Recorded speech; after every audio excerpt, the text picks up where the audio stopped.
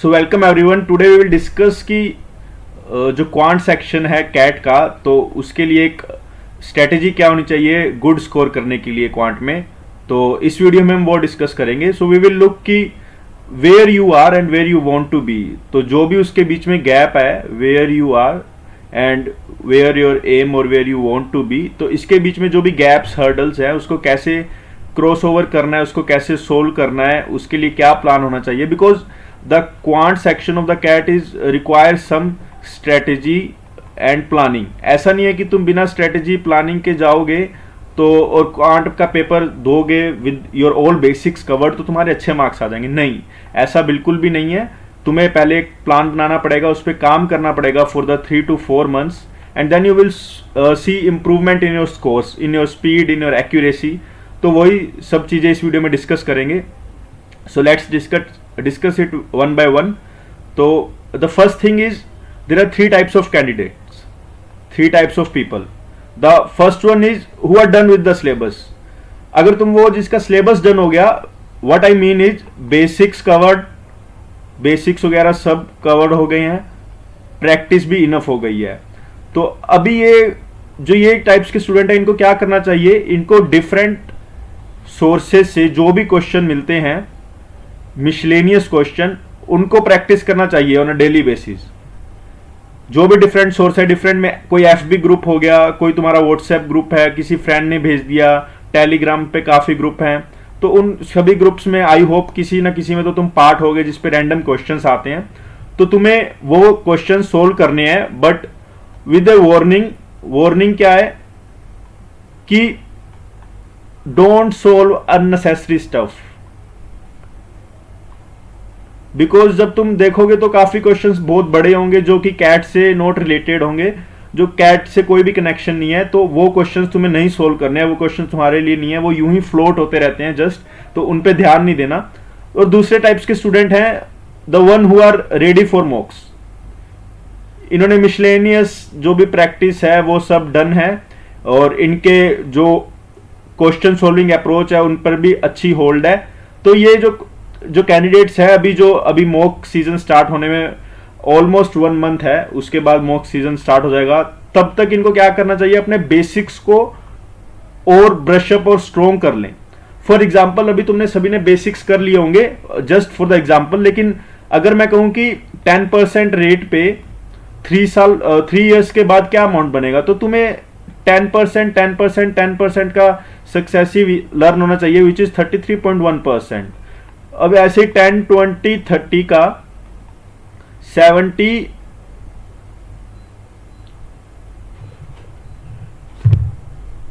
10, 20 और 30 का भी याद होना चाहिए और 20, 20, 20 का भी याद होना चाहिए।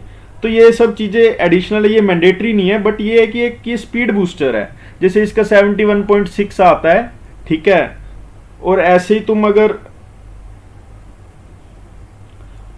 20, 20, 20 का करोगे तो 72.8 आएगा। तो ये चीजें है कि जो तुम याद कर सकते हो, but it is not mandatory, ठीक है। इससे तुम्हारी स्पीड इंप्रूव होती है और ये रिलेटेड है, अनरिलेटेड नहीं है। 10, 10, 10 का बहुत बार आता है और तुम सीधा 33.1% से इंक्रीज कर सकते हो।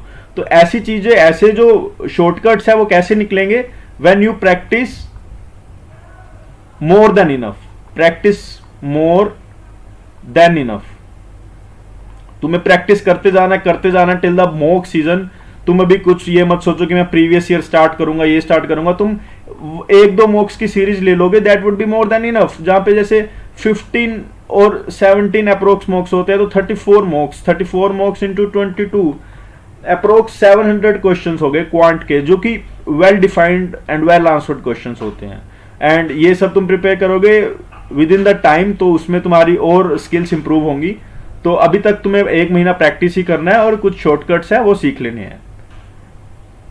And next type of students आते हैं जिन्होंने अभी तक तैयारी स्टार्ट ही नहीं की, मतलब they haven't touch the books for some personal reasons, for the workload, या जो भी सोच रहे हैं कि मैं अभी स्टार्ट करूंगा। तो देयर इज फर्स्ट थिंग हमें समझनी है कि देयर इज इनफ टाइम। ऐसा नहीं है कि टाइम निकल गया है तो इसकी टेंशन बिल्कुल मत लेना। अभी ऑलमोस्ट 6 months हैं, तो 6 months is more than enough to crack the CAT, to score the 99 percentile। तो what your plan should be, ये हम डिस्कस करते हैं कि अभी तुमने स्टार्ट नहीं किया तो तुम्हें कैसे क्या आगे करना चाहिए। तो लेट्स सी। अब बहुत से बच्चों का क्वेश्चन आता है कि फ्रॉम वेयर टू स्टार्ट। उन्हें पता है कि अब मैं बोलूंगा कि बेसिक्स, ये चीज सभी को पता है कि बेसिक से स्टार्ट करना चाहिए, काफी बेसिक क्वेश्चन है, ठीक है। But from where to start, मैंने देखा है काफी स्टूडेंट्स हैं जो कि ऐसा मटेरियल फॉलो कर रहे हैं जो कि नहीं फॉलो करना चाहिए, because that material is outdated, और वो अभी तक काफी फेमस भी है और काफी फ्लोट भी करता है, तो वैसा मटेरियल नहीं फॉलो करना चाहिए। मैं नहीं नाम ले सकता, लेकिन मैं ये जरूर कह सकता हूं कि तुम्हें अभी क्या फॉलो करना चाहिए। मैंने अपने टाइम पे टाइम की 3 बुकलेट्स आती हैं कुछ SM नाम से, SM1, SM2, SM3। तो 3 बुकलेट्स में everything is covered, plus related to CAT. ऐसा नहीं है कि कोई भी फालतू क्वेश्चन, एक भी क्वेश्चन फालतू नहीं लगा मुझे इन बुक्स में। अगर तुम्हारी ये बुक्स हो गई हैं तो आई वुड से कि तुम्हारी प्रैक्टिस हो गई है। अभी तुम बेसिक्स हो तो तुम्हें पहले टॉपिक्स को अच्छे से समझना है। इसके लिए तुम सेल्फ प्रिपेयर कर सकते हो, not a difficult thing to do. या तुम्हें अगर समझ नहीं आ रहा तो you can join any coaching. Coaching सभी बढ़िया होती है, कोचिंग कोई खराब नहीं होती। तो जो भी तुम्हें लगे कि कौन सी कोचिंग से स्टार्ट करना चाहिए, you can go with that, ठीक है। उसके बाद जब तुम्हारा बेसिक्स हो जाएगा, ये तुम्हारा हो जाना चाहिए 3 मंथ्स में, ठीक है। 3 मंथ्स लगेंगे तुम्हें बेसिक्स कवर करने में, और मैक्स टू मैक्स 4 मंथ्स। इसके साथ साथ तुम्हें अपनी रिवीजन एंड अपनी प्रैक्टिस चालू रखनी है, ठीक है। जैसे प्रैक्टिस के लिए मैं कह दूं, टाइम के बुकलेट में बहुत क्वेश्चंस होते हैं। सेक्शन ए में होते हैं एंड सेक्शन बी में होते हैं, ठीक है। तो दोनों में मिला के 250 प्लस क्वेश्चंस ही होते हैं, या 200 to 250 प्लस। तो तुम एक बार यहीं से प्रैक्टिस करो, टॉपिक वाइज टॉपिक। ऐसा नहीं है कि टॉपिक सारे पढ़ लिए और प्रैक्टिस किसी भी नहीं कही, नहीं, ये बिल्कुल गलत है। अगर तुम्हें टॉपिक 1 डन कर दिया, टॉपिक 2 को स्टार्ट करो, स्टार्ट टॉपिक 2 एंड टॉपिक 1 की प्रैक्टिस स्टार्ट कर दो, ठीक है। फिर जब ये डन हो गया तो इसकी प्रैक्टिस, इसको नया स्टार्ट, इसकी रिवीजन। ऐसे तुम्हारी 2-3 चीजें पैरेलल चलेंगी तो तुम्हें लगेगा तुम कुछ कर रहे हो, कॉन्फिडेंस आएगा। नहीं तो तुम्हें कॉन्फिडेंस भी नहीं आएगा, ठीक है। उसके बाद हो जाएंगे मॉक सीजन स्टार्ट। जब तुम मॉक सीजन स्टार्ट करोगे, there you would get to know कि यार मुझे आता तो सब है, I know everything, but scores are very poor, scores are falling than expected। तो तुम सोचोगे यार ये क्या, मैंने तो सब पढ़ा है, मुझे आता भी है, मैं पोस्ट मॉक सोल्व करता हूं, मॉक्स के बाद सोल्व करता हूं क्वेश्चन, तो मुझसे सभी कुछ हो जाता है, लेकिन यहां तो मेरा स्कोर नहीं आ रहा, ठीक है। ये होता है, ये होना भी चाहिए, क्योंकि अगर तुम पहले मॉक में ही 66 आउट ऑफ 66 स्कोर कर लोगे तो तुम्हें इंप्रूव का चांस कहां मिलेगा, तुम्हें चांस ही नहीं मिलेगा। तो तुम्हें फर्स्ट 3 मंथ्स बेसिक्स कवर करो, प्रैक्टिस करो, देन हम बात करेंगे कि आगे क्या करना है, ठीक है। अब व्हाट आफ्टर बेसिक्स, ये तो मैंने बता ही दिया कि मॉक सोल्व करने हैं, प्रैक्टिस करनी है, रिवीजन करनी है, ठीक है। ये तो सभी को पता लग गया। अब तीनों टाइप्स के स्टूडेंट है, उनको भी पता लग गया क्या क्या करना है। नेक्स्ट कम कि टारगेट स्कोर। जब मॉक स्टार्ट हो जाते हैं ना, तो तुम्हें पता नहीं होता कि यार is 80 percentile good, is 90 percentile good, is 100 percentile good, क्या गुड है। मतलब तुम्हें पता ही नहीं लगेगा यार मैंने एक मॉक में 34 स्कोर किया और मेरे आ गए 90 परसेंटाइल, अगले में मैंने 36 स्कोर किया और मेरे आ गए 80 परसेंटाइल। ये क्या, मैंने मार्क्स तो स्कोर ज्यादा किए लेकिन मेरी परसेंटाइल तो गिर गई। तो मेरा टारगेट स्कोर क्या होना चाहिए, स्कोर, नॉट परसेंटाइल, स्कोर। तो फॉर द बिगनर्स, जिनका भी फर्स्ट मॉक है या कुछ भी, तो +3 एज कंपेयर टू प्रीवियस मॉक्स।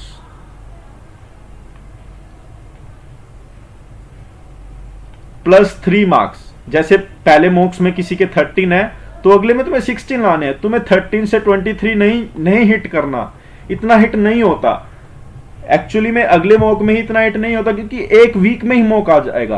तुम्हें क्या इंप्रूवमेंट का चांस मिलेगा, 7 दिन में कितने मार्क्स इंप्रूव कर लोगे, ठीक है। तो स्टेप बाय स्टेप 23, फिर 4 मार्क्स इंप्रूव करेंगे, फिर 5 करेंगे, ऐसे हमें चलना है, ठीक है। तो पहले +3 का टारगेट रखना। अगर तुम्हारा +3 का टारगेट हो रहा है fulfil consistently, then there is no point of being tensed.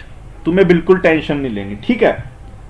उसके बाद तुम्हें मॉक्स में एनालिसिस करना है टारगेट स्कोर के लिए कि रॉन्ग क्या हो रहा है, मतलब what type of questions, it is TSD, it is profit and loss, और इट इज समथिंग एल्स।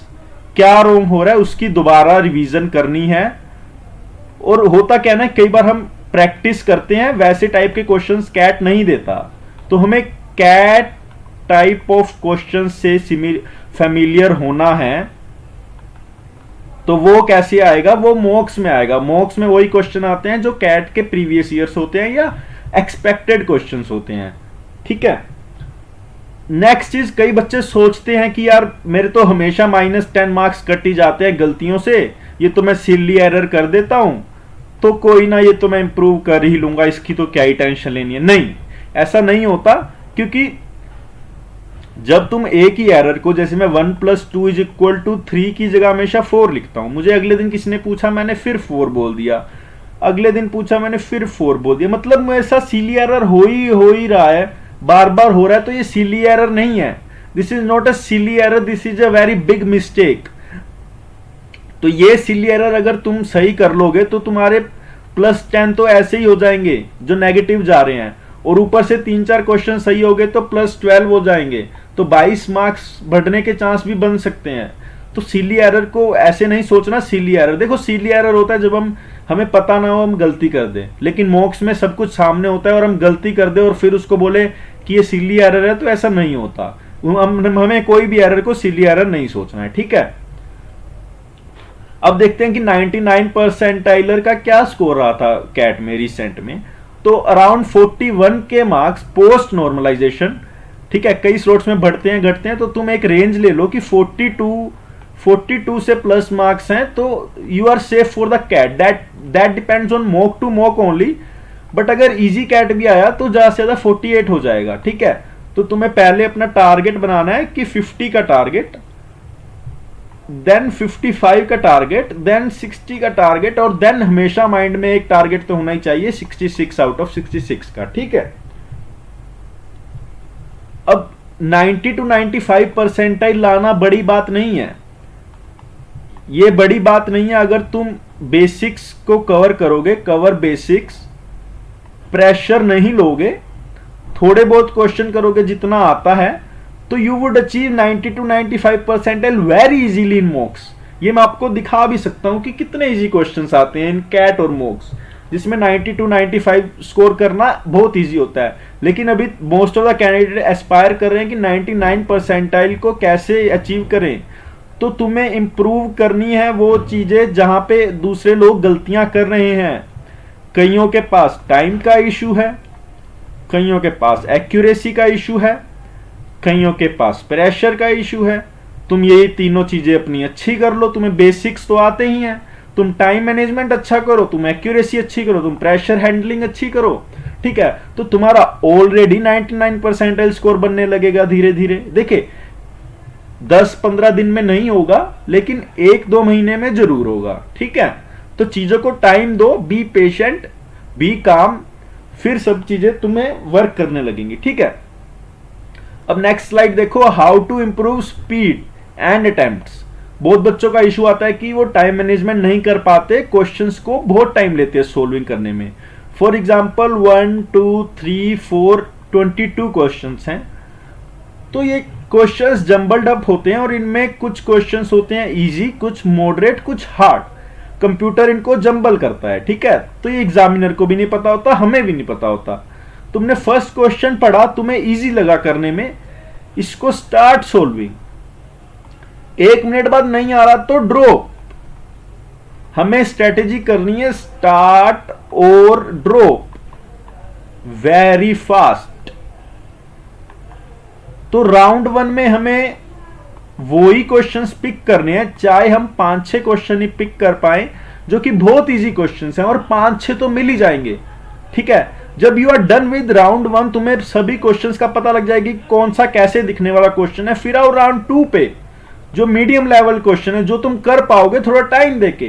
ठीक है। अब राउंड ये हार्ड है तो मैं इसको पढ़ के छोड़ दूंगा, पढ़ के मतलब पहली लाइन पढ़ूंगा, मुझे लगा यार ये तो हार्ड है तो छोड़ दूंगा, मुझे समझ आ गया कि ये वाला क्वेश्चन हार्ड होता है, टाइम टेकिंग होता है, तो मैं थर्ड अटेम्प्ट करूंगा, फोर्थ करूंगा, फिर फिफ्थ छोड़ दूंगा, सिक्स्थ मीडियम लगा तो ये करूंगा, ठीक है। आप ऐसे स्पीड के लिए राउंड 1, राउंड 2, राउंड 3 स्ट्रेटेजी और start and drop very fast, ये स्ट्रेटेजी अप्लाई करो और आप देखोगे आपके माइंडसेट में चेंज आ रहा है। देखो ये कोई स्ट्रेटेजी नहीं है, कि कोई फॉर्मूला नहीं है, लेकिन इसमें आपका माइंडसेट, आपका साइकोलॉजिकल बिहेवियर चेंज होता है क्वेश्चंस को देख के, आपकी एक वो वेव बन जाती है, आपको वैसे सोल्व करना है। और ओवर द पीरियड जब तुम 20-30 मॉक्स अटेम्प्ट करोगे उसके बाद you would get to know कि इसका क्या क्या फायदा है, ठीक है। अब आते हैं अटेम्प्ट्स कैसे इंप्रूव करने, ठीक है। देखो आपने 22 में से अगर 12 क्वेश्चन अटेम्प्ट करे हैं, 12 आउट ऑफ 22 मतलब आप 10 क्वेश्चन है वो अटेम्प्ट नहीं कर पा रहे। हमेशा ऐसे मत बोलना कि मेरे पास टाइम कम रह गया, time sometimes become issue but not every time time is an issue, ठीक है। कभी कभी वो 10 क्वेश्चंस में से for example a plus B plus C is equal to 0 where a b c is whole numbers, तो यहां पे मुझे पता लग रहा है a is equal to B is equal to C is equal to 0 होगा। मान लो मॉक्स में नहीं क्लिक की ये बात तुम्हें, ठीक है, not a big issue, but तुम्हें देखना है कि यार मुझे ये ट्रिक नहीं क्लिक की, मतलब मेरे ऐसे क्वेश्चंस की प्रैक्टिस नहीं है, तो तुम्हें वैसे क्वेश्चंस की प्रैक्टिस करनी है। कई बार कुछ n की फॉर्म्स में कुछ इक्वेशन होती है, तो तुम्हें कई बार एज्यूम करने से n की value, assume n, you would get very fast answer. तो वो सब चीजें तुम्हें सीखनी है, तुम्हें अपने पीयर ग्रुप से सीखनी है। जनरली सॉल्यूशंस में जो मॉक्स वाले प्रोवाइड करते हैं उसमें ऐसी शॉर्ट ट्रिक्स नहीं बताते, क्योंकि these short tricks are very hard to explain in a 1-2 minute video, ठीक है, तो वो ट्रेडिशनल अप्रोच बताते हैं। तो ये चीजें अपने तुम्हें पीयर ग्रुप्स के साथ डिस्कस करनी है, तुम्हें यूट्यूब से देख सकते हो, कहीं और से देख सकते हो। The only thing what matters at the last is how much you practice. ये प्रैक्टिस तुमने जितनी करी है उतना तुम्हारा स्कोर ऑब्वियसली रिफ्लेक्ट होगा। ऐसा नहीं है कि तुमने अच्छी प्रैक्टिस करी और तुम्हारा बुरा स्कोर आ रहा है, नहीं होगा। अगर होगा भी तो तुम इन चीजों पे इंप्रूव करना and you will get a lot of improvement in a 2 months और इन अ 1 month पीरियड, ठीक है। तो ये सब चीजें हम एक बार फिर मिलेंगे, फिर डिस्कस करेंगे कि तुमने क्या क्या किया। And the one and most important thing, practice के लिए, बेसिक्स के लिए, देखो basics, time material, previous year, there is a CL book, PDF मिल जाएगी इसकी कहीं भी, तुम्हें ये करनी है। प्रीवियस ईयर क्वेश्चंस तो करने ही हैं, एटलीस्ट क्वांट के तो सभी करने हैं, ठीक है। कोई टॉपिक्स नया सब्ट्रैक्ट या ऐड नहीं हुआ तो क्वांट के तो सभी करने हैं, एंड मॉक्स। ये 3 चीज आप करोगे और आपको बहुत सी इंप्रूवमेंट अपने आप में दिख जाएगी, ठीक है। Thank you and happy learning.